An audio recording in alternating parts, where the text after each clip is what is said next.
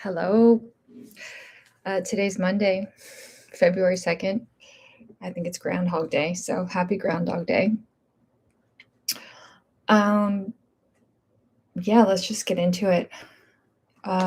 Gee.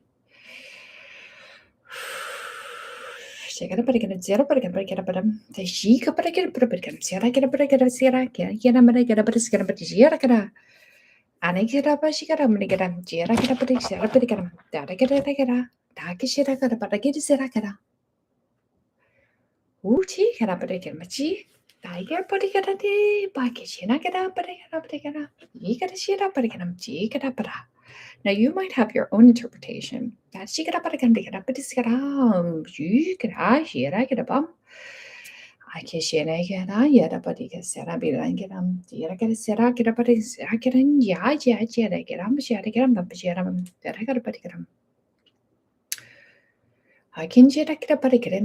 I'm currently working on creating a symmetry,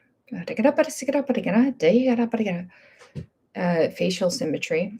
I've been working a lot on posture and working on the fascia of the face, the fascia of the entire body, the fascia of the bottom of my feet. Now, I know everyone doesn't have the time and space and have room for that. And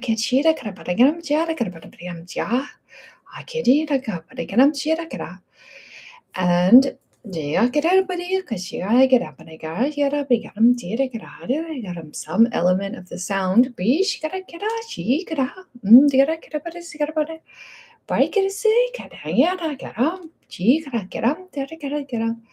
is the opportunity to feel the relaxing of your networks, your non-physical networks.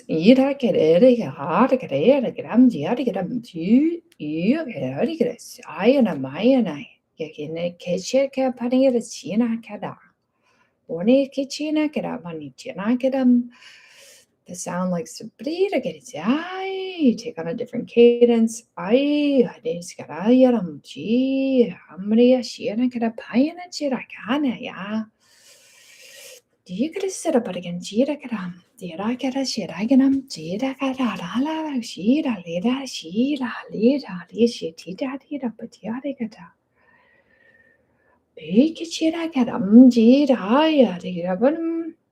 So the ripples of the manipulation that I'm making on this physical plane,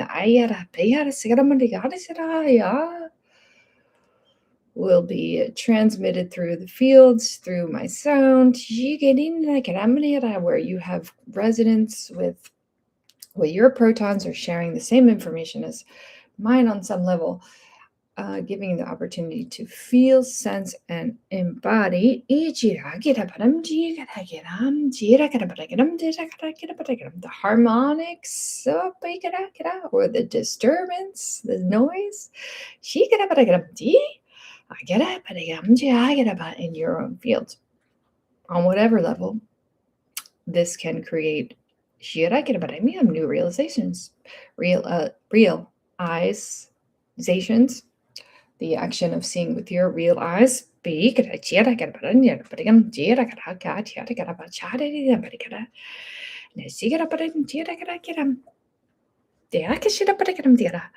It ain't always comfortable. It does bring up things for us to feel challenged by. Do you get to sit up and get to give us an opportunity to step over a threshold?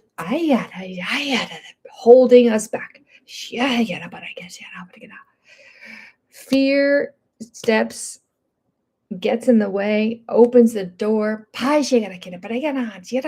You see it, you feel it, you sense it, it's uncomfortable. Ooh, I don't want to step over there. Ouch.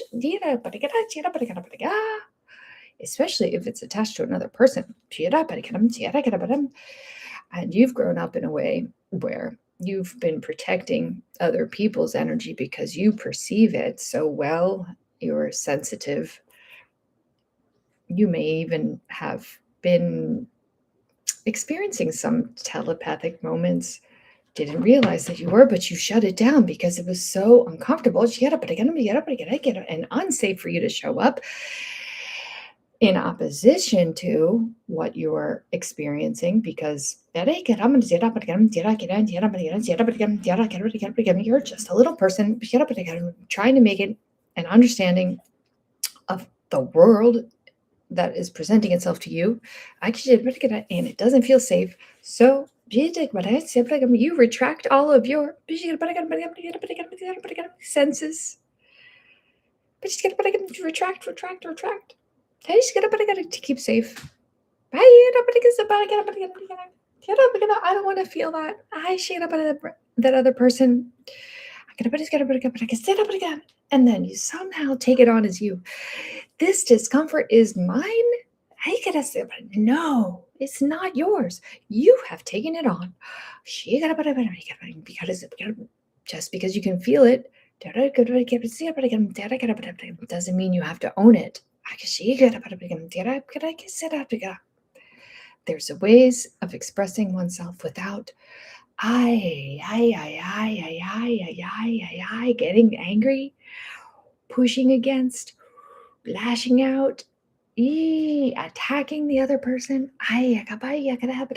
But how do you do that when you've never learned or been given the tools and how to express it safely by protecting yourself? And also honoring the other person wherever they are.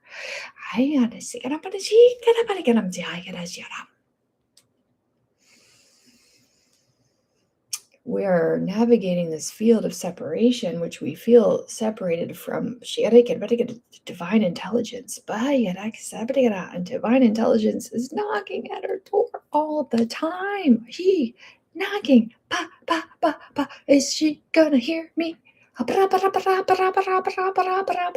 Creativity, inspiration, motivation, in God awareness. But it's always just around us, inside of us, penetrating, wanting, seeking attention.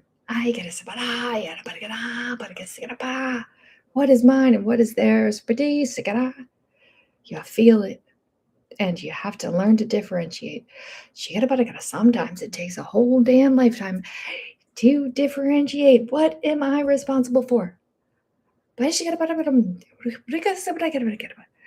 you can get confused about how to be in the world with yourself and with other and be sovereign, separate from the way that they feel because you've been misinterpreting the information that's coming in from other people as yours. It literally just happened to me. Gee, how long have I been studying and working on myself? Basically, since 2002, when I had my awakening. I woke up to the separation. Simple as that. I woke up to there being a separate self.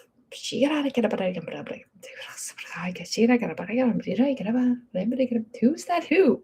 Who's that who? And now, after all this time, so many years, so many experiences, so many challenges, so many opportunities to practice. And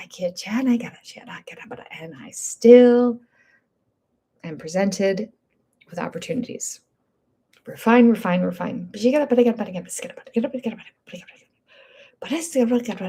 Oh my gosh.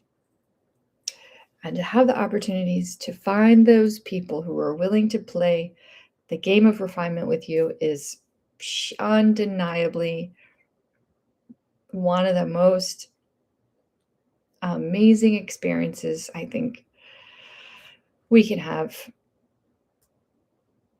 as a human being separate from source. If you are fortunate enough to have somebody like that,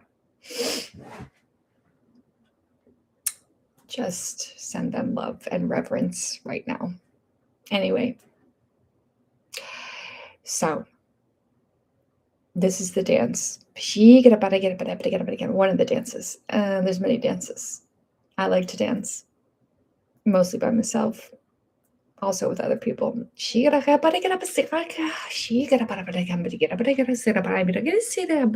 dancing all the time. We're dancing with energies all the time and learning what is mine and what is yours and what to push, when to receive, when to give, when to reject. How to stand our ground, how to not take responsibility for other people's feelings. I don't know about you, but I think I'm becoming more and more attuned to my own sensitivity and learning how to differentiate between what's mine and what someone else's. So I'll give you an example. Was walking down the street with a dog, and I came across a woman who was wearing a vest, one of those ones that makes you stick out so people don't see you. It's fluorescent. It's got big X on it. You can't miss it. She's always walking on the streets every day. She's walking the streets by herself without a dog. And I actually have spent a little bit of time with this woman, and I have been in her space a little bit, but don't know her. I do know her name, and I am pet sitting and walking a dog, and he doesn't really leave my biofield, so I can sense his presence. And he's very well behaved and walks along the side of the road, and it's a very not very busy street, and we walk it all the time. And so he's sort of following behind me, and I see her, and I suddenly get this feeling or sense like, oh, I might be doing something wrong. I should put him on the leash. I have the leash around my neck, ready to put it on if I need to. But I'm letting him just sniff around and take his time, and he's following along. And so I constantly always have one eye on him and whatever. So anyway, I pick up on her watching and feel her discomfort that I don't have him on a leash. So I put him on a leash, and I realized that, I think that I was feeling her discomfort and disapproval, so I put it on. I decided to comply so that she would think that I was being respectful, whatever. So we pass each other, say hello, niceties, whatever. And then we go back the other direction, and she comes back the other direction. And there's a curve in the road, and I'm going back the opposite way of traffic, but the curve is going to the left. So in order to be seen by the cars that are oncoming, normally you would change the side of the road, if you know what I'm saying. So at this point, he's not on the leash, and we're about to come across to each other, and I'm just standing there watching him. And then I see her watching me. And so again, I put the leash back on him, and I paused to take off my thing, and she says to me across, so she doesn't notice that I'm not listening. But anyway, so I stopped to allow her to speak to me so I can hear her. And she says, they come around that corner really fast, and you should be on the side. And I was like, well, I knew at that moment this is what she was going to tell me. And so I obliged and agreed with her, and that I knew that it was in our best interest to cross the street so we could see the oncoming traffic and they could see us.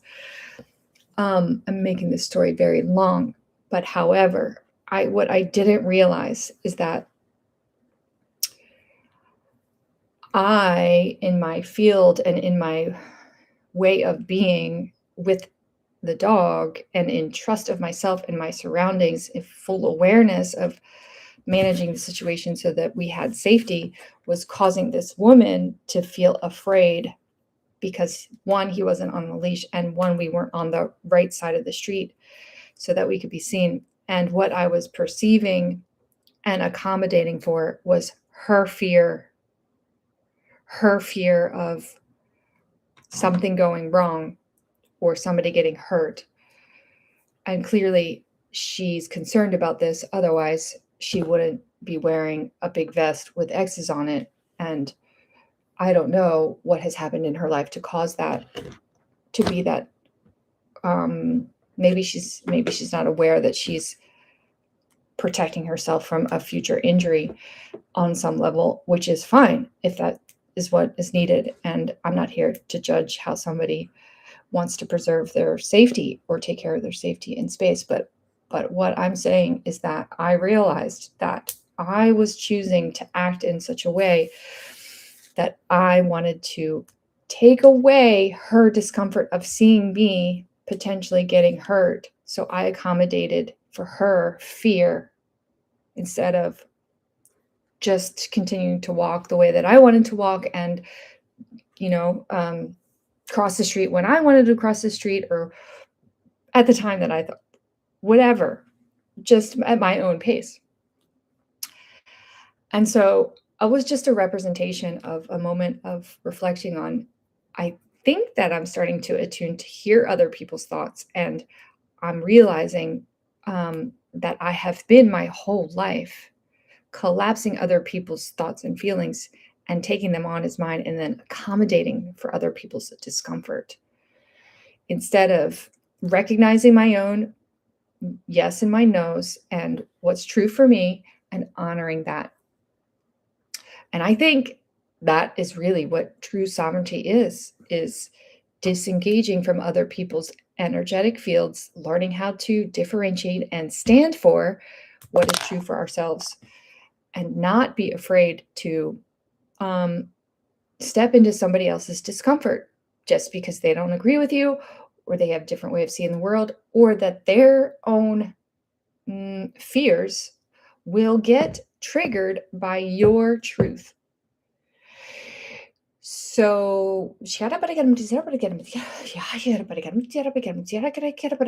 we begin to assert our truths,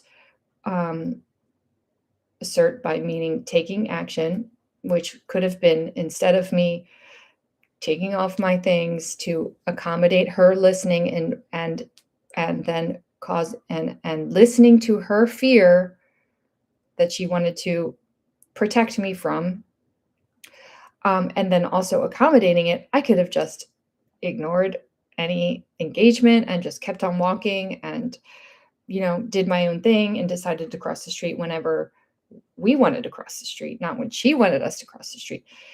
So something small as that. Reinforcing, being accommodative to other people's fears and other people's fear-based thoughts in order not to make them feel uncomfortable is a way of distorting ourselves and our power to be in our full expression because we have a fear of disturbing somebody else's worldview or challenge somebody else's belief systems. And so we stay quiet, and so we pivot, and we go around to keep the peace. And that's why over all time, it keeps accumulating, and we have these disruptions of the opposite of peace when those little moments we could have created opportunities where we stand in our power in the smallest of ways to stand for our truth and transparency. And, those small little ripples don't have to become the atomic bomb. Because over time, that can erode our sense of well-being, our sense of truth, our sense of who we are. And then we distort and take on disturbances of other people and make it our own problem. And then nobody can hear inspiration, the information that's coming from God, source, higher consciousness, whatever you want to call it, that are designed for us to embody and take note of and act upon. No wonder we're confused. We're doubtful. We lose our direction. We lose our ability to know what is actually true for us. Do we want to do that or not? Is it a yes or a no? So many levels, so many levels. And, I think, as the Course in Miracles would say, and I won't get the words right, but basically there's no order of difficulty in the universe. Everything, every little small choice that we make, no matter if we see it make a difference or not, no matter the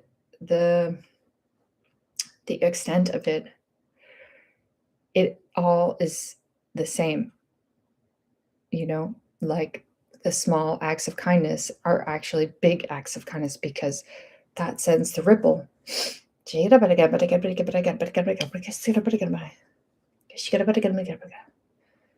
This is a huge awareness for me today.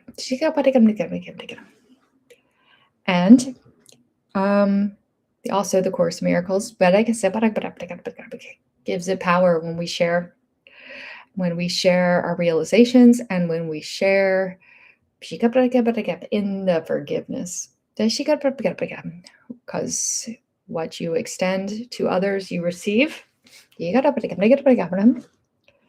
So I'm sharing publicly and also personally in my own space with the dog and with another friend.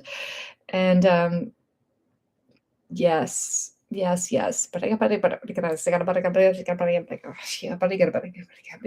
work is happening. It's always in front of us. It's always right in front of us. We don't have to reach out. And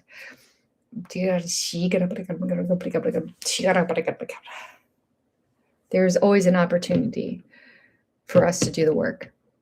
And I believe that we're always put in the perfect place. And whether or not we see it, there'll be another opportunity. But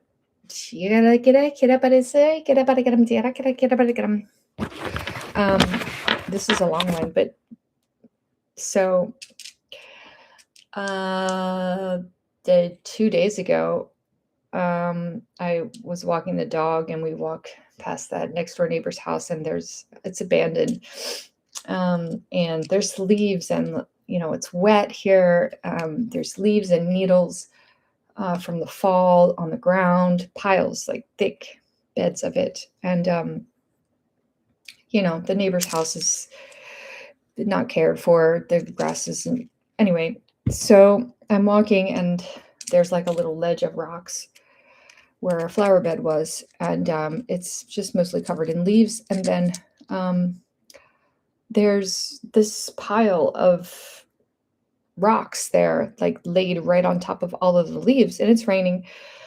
So it's not like the leaves are moved. It's just wet and damp. And there's like a little, the leaves are like kind of pushed away a little bit. And then there's like all these rocks just laying there in a circle. Like somebody took a handful of rocks and just plopped them there. And they don't look like the rocks that the wall is made out of, or the rocks that I'm throwing to the dog. They're clearly different color, different shape, and different material. And they're nowhere else, just right here in the circle. Like somebody took up the handful of them and just like plopped them right there. Not a specific pattern or anything, not that I could see. I'm sure they were in a pattern, but at the level that I'm looking, I can't see the pattern. They look random. However, they're just the most beautiful bluish green Amazonite crystals that were just laying there on the flower bed. And I don't know how they got there. And there was like, anyway, yes. So I picked them up and put them under the moonlight last night. And I looked them up. You can look them up, Amazonite. And I shared them with some friends, and I have several left. And I just decided to put them in this workspace here to amplify communication and confidence. And I think that has other properties too. So yeah, if you're looking to enhance or expand or open up, you got a bit of your field with these types of energy, please go check them out. I mean, they may be there for you. Now, this is also bringing up a previous healing session that I had, and the woman had the ability to, I guess, channel information. And she specifically said that I need to be working with crystals. And there they were, and I found them. I don't know. So they just appeared. And so I'm going to play with them. And yeah, just giving you opportunity to have that experience too. And maybe it's making a difference because it opened up an opportunity for me to hear, listen, and see at a different level that I had been, and communicate all of it. She got to with you. So thank you for listening. And I hope you have a lovely day. And I hope this made a difference. Until next time. Bye for now.